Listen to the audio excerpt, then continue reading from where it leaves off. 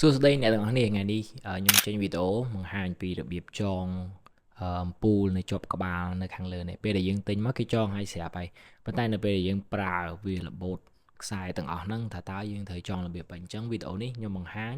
អំពីរបៀបចងពិលយកក្បាលនៅខាងលើនេះតោះទៅមើលវីដេអូទាំងអស់គ្នា